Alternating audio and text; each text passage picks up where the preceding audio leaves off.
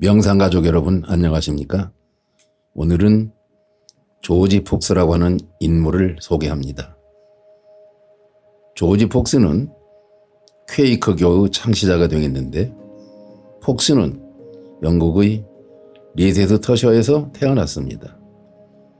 청교도였던 그는 경건한 신앙인이었으나 정규 교육을 제대로 받지 못하고 유년 시절을 보냈습니다.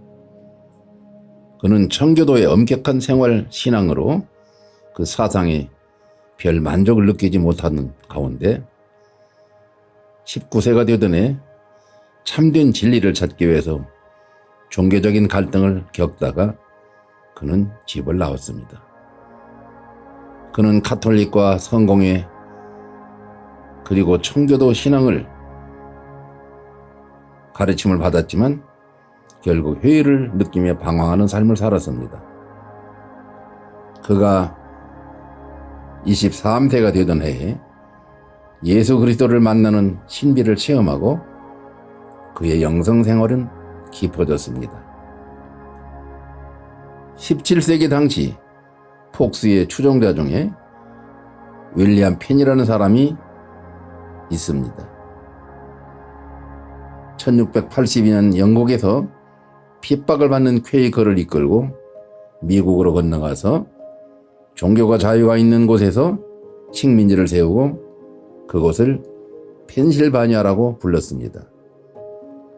폭스는 영국에서 미국, 네덜란드, 인도까지 돌아다니며 이들을 퀘이커 사상으로 전하였습니다. 이들의 종교적 교리는 내적인 빛을 매우 중시 여겼습니다. 태산을 넘어 흠곡에 가도 빛 가운데서 서로 교제하고 사랑하면 하나님의 진리, 그 씨앗이 그 가운데 잉태된다는 것입니다. 전 세계 신도들은 30에서 40만 밖에 안 되지만 이들이 사회에 미치는 영향은 컸습니다. 퀘이커는 이 종교 친회라는 것을 통해서 1947년에 노벨 평화상이 주어졌고 닉슨 대통령과 많은 대학 교수들과 의원들, 지성인들을 배출했습니다. 우리나라에서는 시아로소리 대표 함석헌 선생과 흩어져 있는 제자들과 김동일 교수, 일본의 우찌무라 간조 등이 그의 영향을 받았다고 보면 되겠습니다. 퀘이커교가 이단으로 의심을 받는 것은 교리 중에 성스러움과 세속적인 것에 대하여 크게 구별을 두지 않는 것과 문자적인 지옥을 믿지 않고 상징으로 보는 것입니다. 아무튼 이들은 경건하고 불의에 대항하며 내적인 신성을 성서 이상 소중히 여기는 체험을 중시합니다. 이것이 조지 폭스가 주장하는 퀘이커교의 교리가 되겠습니다. 참고하시기를 바라며 다음 시간까지 안녕히 계십시오.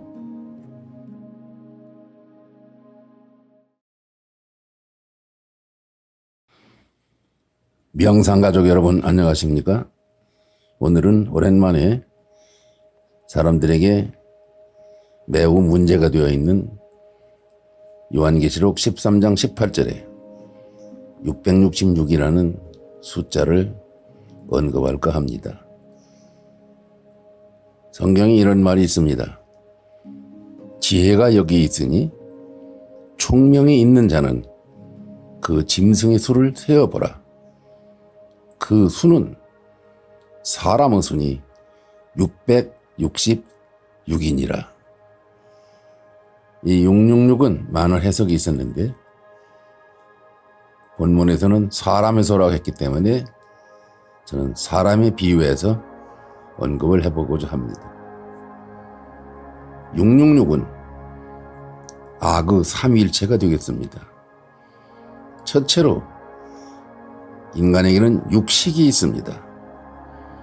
육식은 여섯육자 알식자인데 이것은 안, 이, 비, 설, 신, 의가 되겠습니다. 우리는 이 정법대로 오토메이션이 되어서 여기에서 까르마와 천국 낙원이 결정된다는 사실을 유념해야 될 것입니다. 두 번째로 육근이 있습니다. 이건 6가지 뿌리가 됩니다. 육근이 청정하면 운명이 바뀝니다.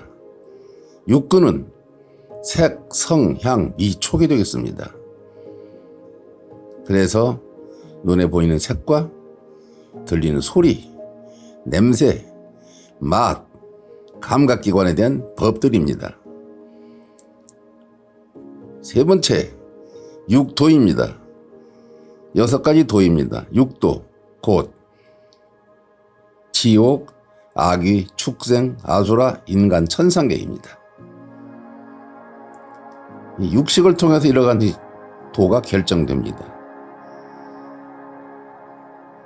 그래서 우리는 욕심과 탐욕을 구별하는데, 욕심은 식욕과 성욕과 물욕, 수면욕, 명예욕 같은 것들입니다.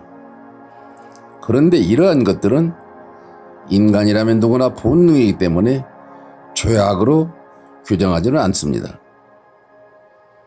그런데 두 번째 탐욕은 정도와 중도를 넘어선 쓸데없는 욕망의 세계로 늘 마음을 빼앗기고, 그리고 타인까지 해치고 고통을 주면서 내 마음에 욕심을 채우려는 사악한 마음을 들 수 있겠습니다.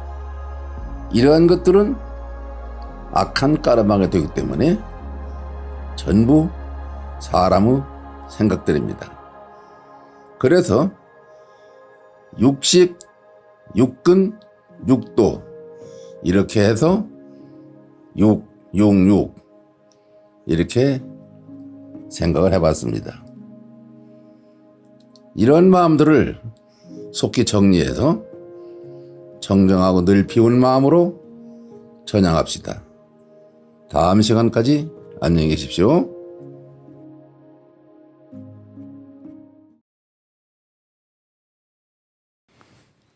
명상가족 여러분, 안녕하십니까? 오늘은 불교에 대한 상식으로 3계에 대하여 간단하게 말씀을 드리고자 합니다. 3계란 색계, 육계, 무색계를 말합니다. 이 색계는 재행무상이 아닌 재행항상의 세계입니다. 무상한 것에 대한 것을, 즉 없어질 것에 대하여 영원한 것으로 고집을 하며 애착을 하니 희노애락의 시비가 이 마음에서 항상 떠나지 않는 상태를 말합니다. 오온으로 보면 상이, 즉 이미지의 세계라고 보면 되겠습니다.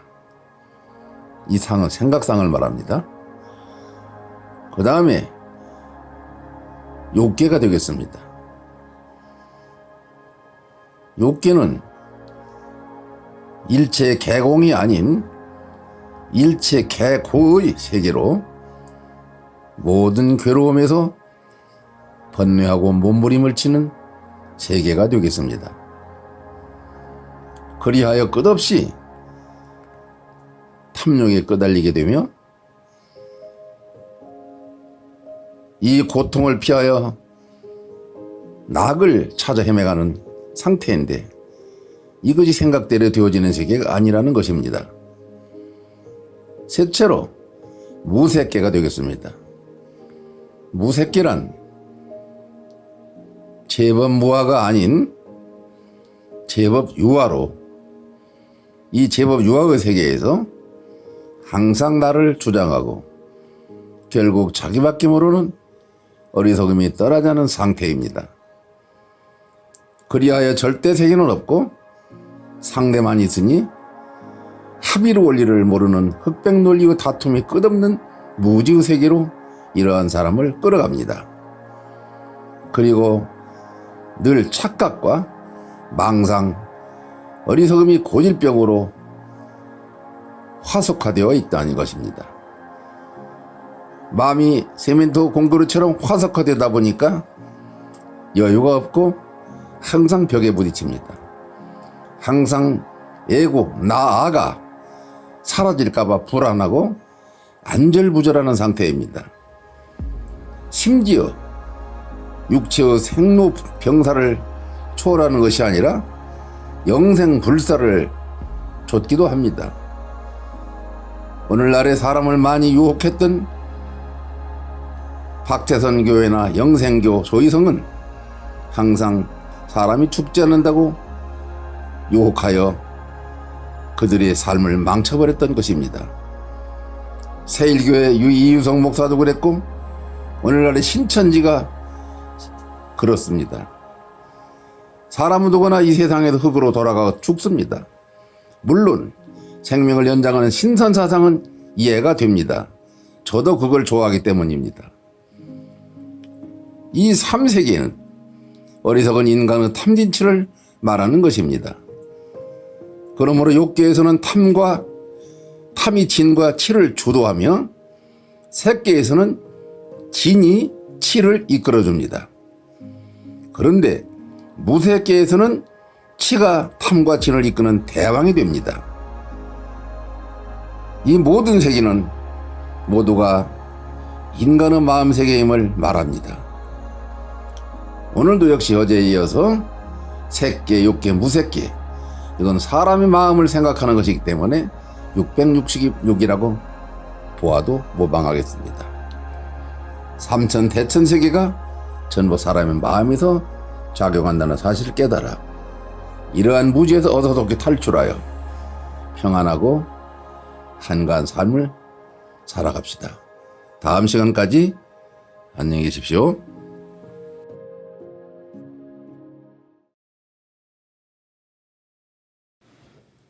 명상가족 여러분 안녕하십니까? 오늘의 제목은 이사야의 용기가 되겠습니다. 이사야는 BC 3세기 전의 사람이라고 생각하면 되겠습니다.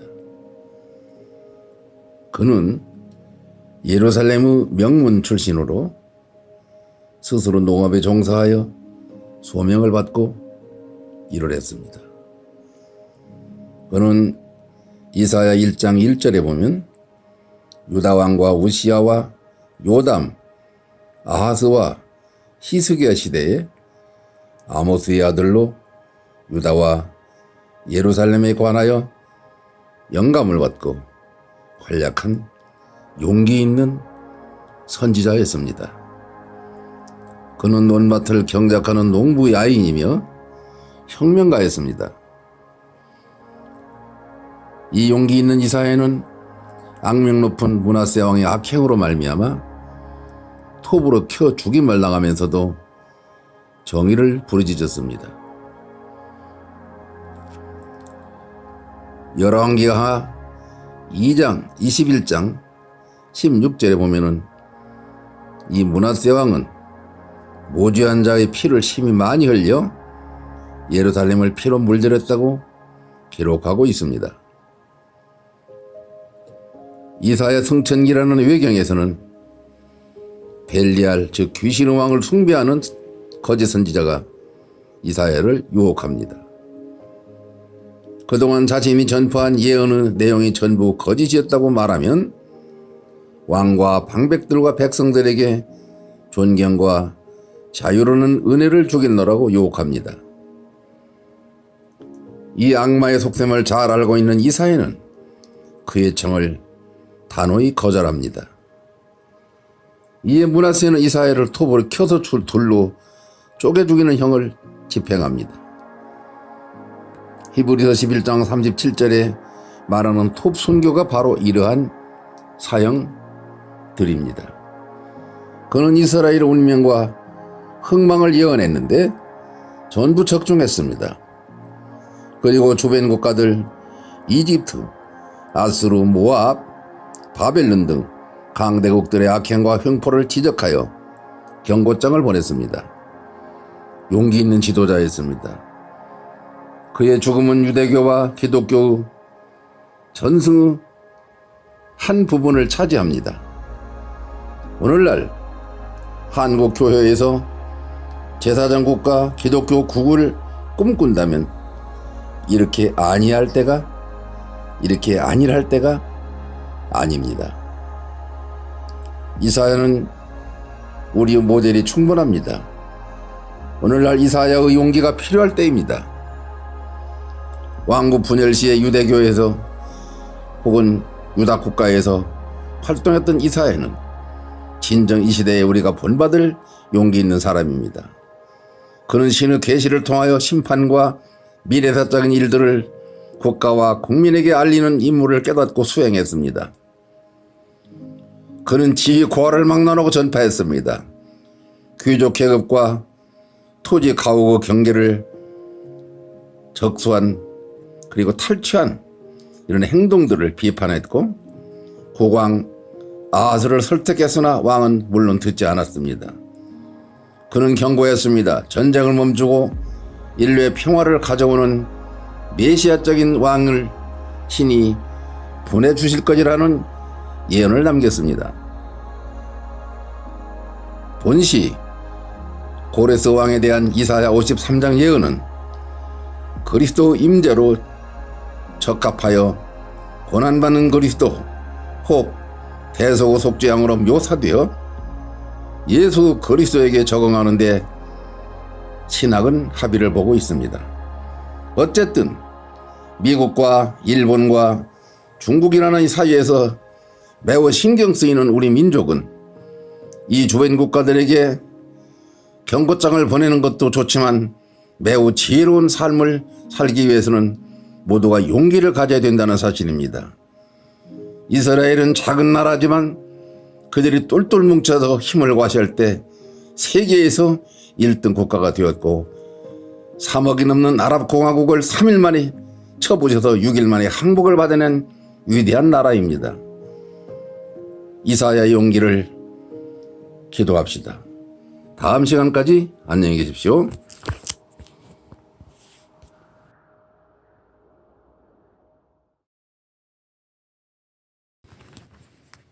명상가족 여러분 안녕하십니까? 오늘의 제목은 인간 DNA의 창조 진리가 되겠습니다. 우리는 성경 창세기 6장에 나오는 네페림에 대한 상식을 많이 간과하고 사는 것 같습니다. 네페림은 오늘날 유튜브나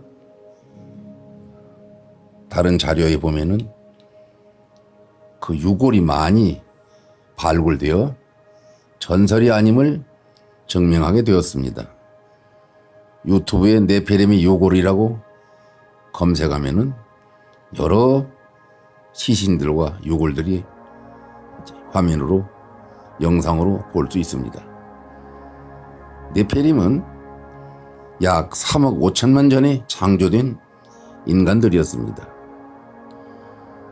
그들의 영혼은 없고 일을 하던 육신을 가진 사람들이었습니다.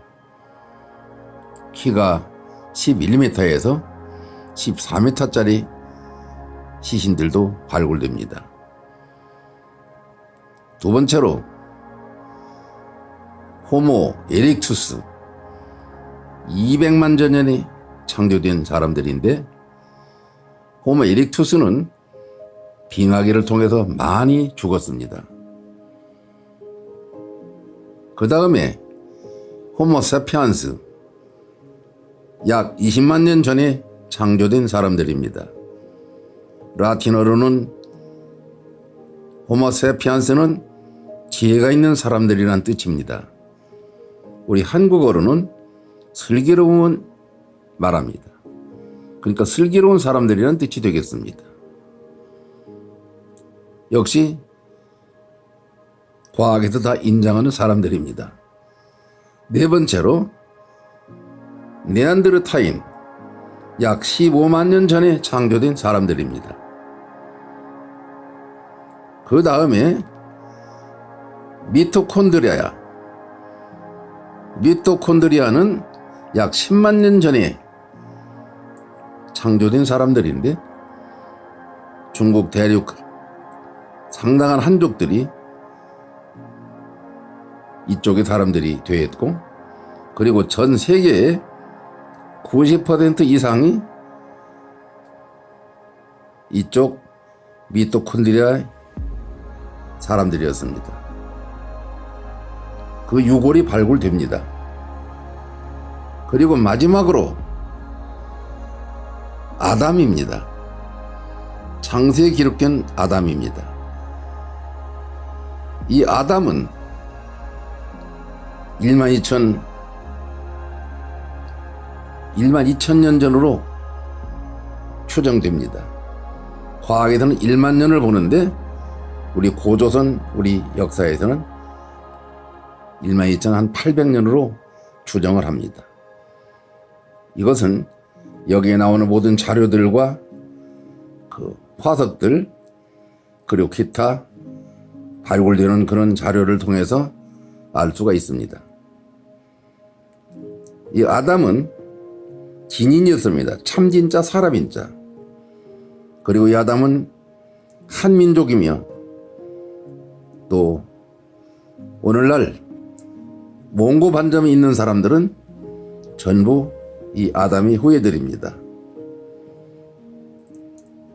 그것은 몽고 반정은 고뭉자 웅조구 후예들이라는 사실입니다. 그러니까 고무 징표를 도장으로 받은 것입니다.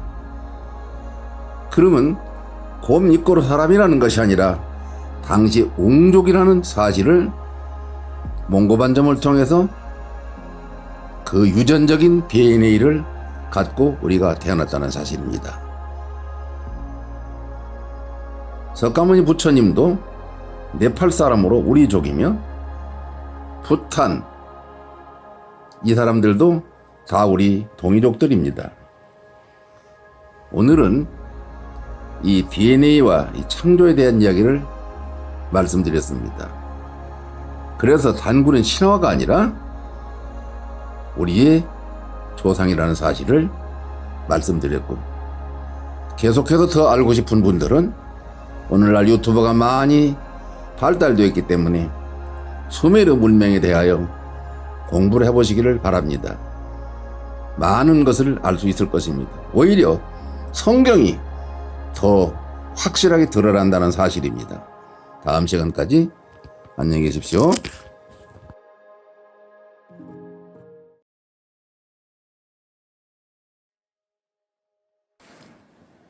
명상가족 여러분 안녕하십니까? 오늘의 제목은 인생의 발자취가 되겠습니다. 사람이 머물다 간 자리에는 어떤 흔적이 남기 마련입니다. 인간이 머물다 간 이 땅에는 크게 두 가지의 흔적이 남습니다. 첫째로 사람이 세상에 살면서 행한 흔적이 열매로 남습니다. 선한 사람은 선한 열매가 맺혀지고 악한 사람은 악의 까르마가 남습니다. 그러므로 어떤 이는 악하고 추한 흔적이 남아서 전과가 되고, 어떤 이는 자랑스럽고 타의 모범이 되는 고귀한 흔적이 남게 되는 것입니다.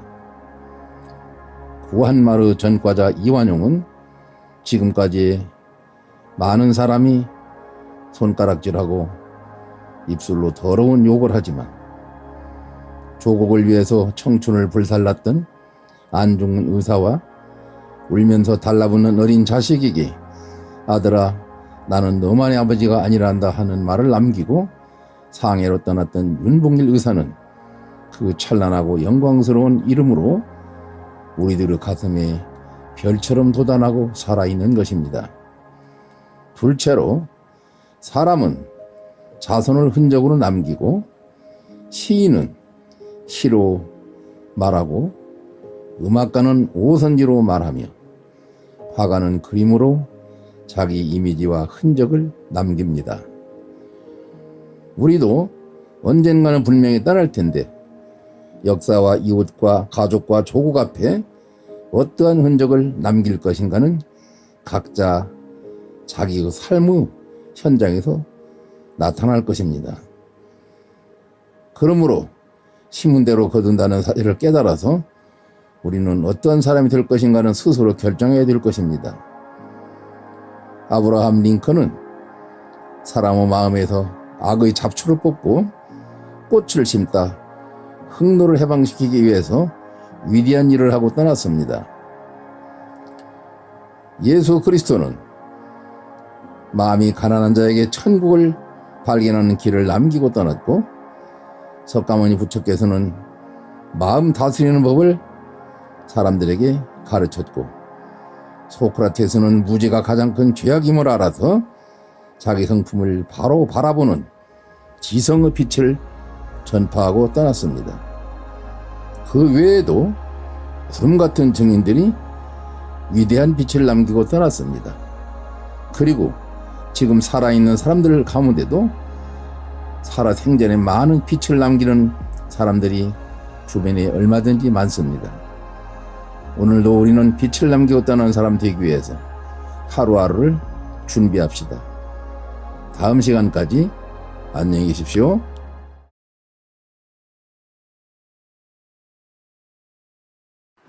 명상가족 여러분, 안녕하십니까? 오늘의 제목은 선한 싸움이 되겠습니다. 이겨서 손해보는 싸움 몇 가지가 있는데, 첫째로 아내하고 싸워도 이기면 많은 사람들은 손해를 봅니다.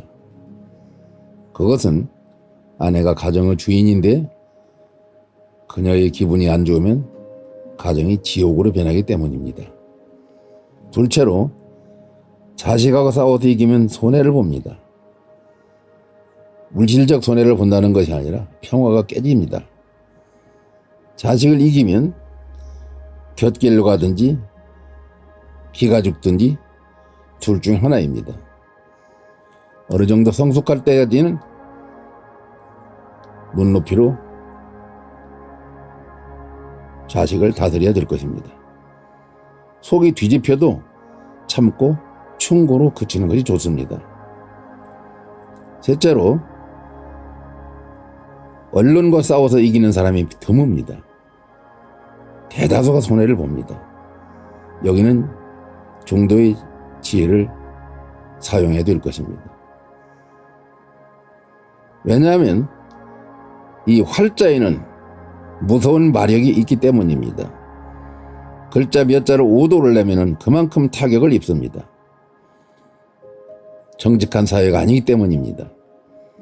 넷째로 국가 권력하고 싸워 이기면 손해를 봅니다.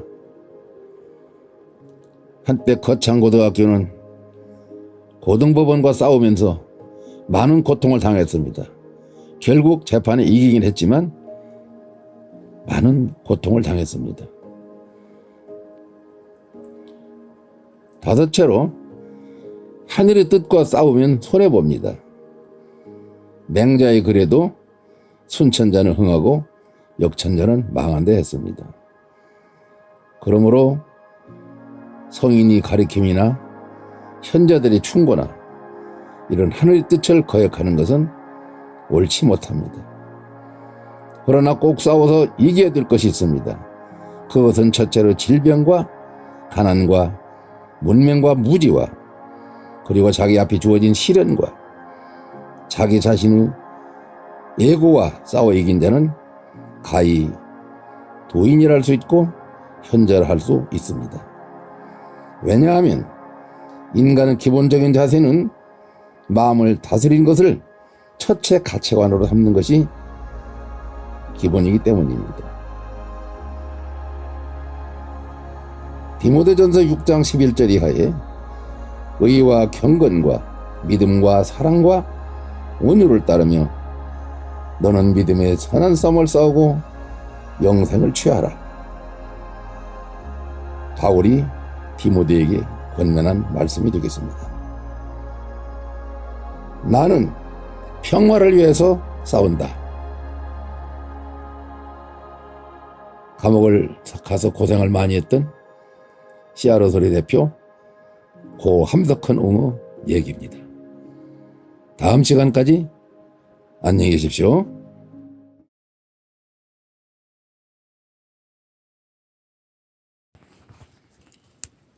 명상가족 여러분 안녕하십니까? 오늘의 제목은 기다림이 되겠습니다. 성경 요한복음 5장 1절에도 10절에 보면 베데스다 연못의 기적이 기록되어 있습니다. 베데스다 연못에는 수많은 환자들과 지체 장애인들이 누워 물이 움직이기를 기다리며 병 낫기를 간절히 소망하고 있습니다. 그것은 하늘의 천사들이 내려와서 물을 휘저어 파도를 만들 때 이 물에 어떤 사람이든지 먼저 들어가는 사람은 어떤 병에 걸렸든지 간에 치유가 되는 전설 때문에 수많은 사람이 전국에서 모여들었습니다. 여기에 매우 안타깝고 가슴 아픈 사연이 있는데, 이 연못에는 38년을 기다린 환자도 있었습니다. 전국 기독교인들은 이 사건을 모르는 사람이 없습니다. 예수 그리스도께서는 그 환자를 단번에 알아보시고 말을 건넸습니다. 그대가 낫기를 원하느냐? 그 환자는 이렇게 말했습니다. 아주 힘겹게. 저를 물이 움직일 때 연못에 넣어줄 사람이 없어서 이렇게 기다리고 있습니다. 환자는 말끝을 흐렸습니다. 이때 연민이 가득 찬 예수 그리스도의 명령, 너의 매트, 너의 자리를 들고 걸어가라. 눈이 마주쳤습니다. 이름 모를 이 환자는 예수의 명령을 듣고 일어났습니다. 기적적으로 그는 걸었습니다. 이것은 38년이라는 긴 기다림의 소망이었습니다. 기다림에는 이러한 은혜가 뒤따릅니다.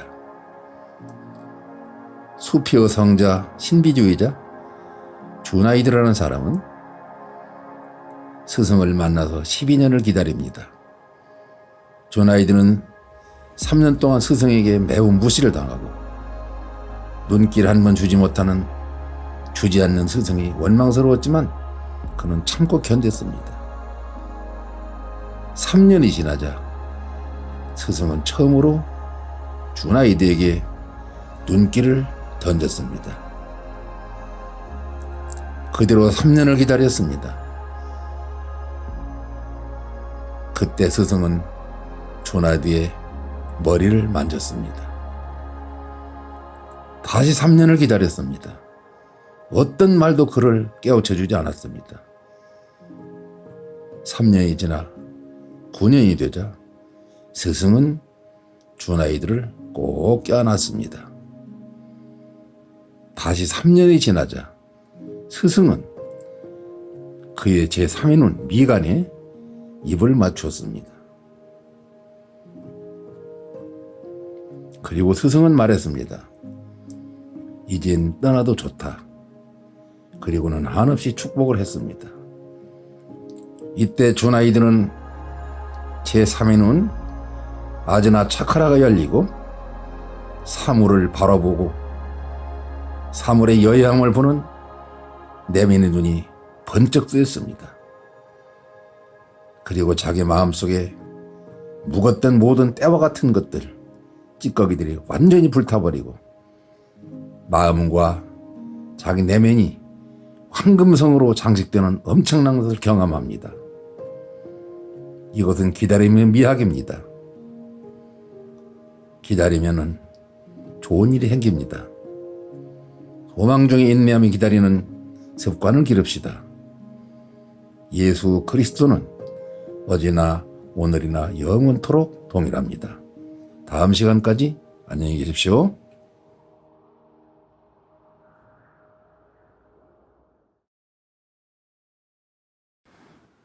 명상가족 여러분 안녕하십니까? 오늘의 제목은 장애물 친구가 되겠습니다. 젊은 어부가 그물을 치다 생각했습니다. 그물을 치다 보면 해초가 많아서 어획에 방해가 되었습니다. 그는 독한 약을 풀어서라도 해초를 다 제거하기로 마음을 먹었습니다. 그때 경험 많은 늙은 어부가 충고를 했습니다. 여보게, 해초가 다 없어지면 물고기의 먹이와 은신처가 없어지고 먹이가 없어지면 물고기가 다 떠나고 없어진다네. 우리는 생활 속에서 장애물이 없기를 기도하고 또한 장애물이 없어지면 굉장히 행복할 것으로 우리는 믿습니다. 그러나 인생길에 장애물이 아주 없으면 인내심과 극복에 대한 의욕도 함께 상실됩니다.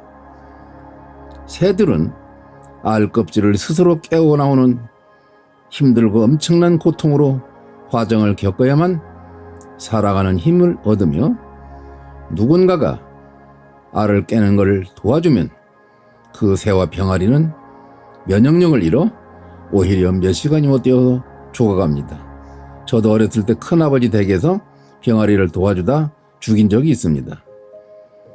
인간의 삶이란 시련이 있어야 삶의 의미가 있고 생동감이 솟구치는 것입니다. 남태평양 사모아 섬은 거북이 천국으로 유명합니다. 여러분들도 뉴스를 통해서 이런 영상을 보신 적이 있을 줄로 압니다. 봄이 되면 이 바닷가에는 수많은 거북이들이 해변으로 올라와서 알을 낳고 깨어난 새끼들이 해변을 새카맣게 덮고 바다로 향하는 모습은 장관입니다. 이때 해양학자들이 한 번은 산란기 거북이의 진통제를 주사해 보았습니다. 거북이는 고통 없이 알을 낳았으나 그런데 이상한 현상이 벌어졌습니다. 자기가 낳은 알을 모조리 먹어치우는 것입니다. 그것은 고통 없이 낳은 알이기 때문에 아마 모성 본능이 일어나지 않은 것으로 학자들은 추측하는데 뜻을 모았습니다. 우리가 사는 세상은 밝은 대낮만 계속된다면 아마 며칠 못 가서 사람들은 타 죽고 일사병으로 쓰러지는 사람들이 많을 것입니다. 아무리 시인들이 밤을 좋아한데도 밤이 몇 달 동안 계속된다면 대혼란이 일어날 것입니다. 어둠 때문에 빛이 소중하듯이 시련이 있어야 인간의 삶은 빛나는 것입니다. 오늘도 모든 시련을 딛고 여러 가지 우수사리 잡념들도 스스로 잘 극복해서 힘차게 도약하고 도전하는 날 되시기를 바랍니다. 전도서 7장 14절에 솔로몬은 말했습니다. 형통한 날에는 기뻐하고 곤고한 날에는 생각하라. 하나님께서는 이 두 가지 방식으로 병행해서 사람들을 인도하신다고 했습니다. 다음 시간까지 안녕히 계십시오.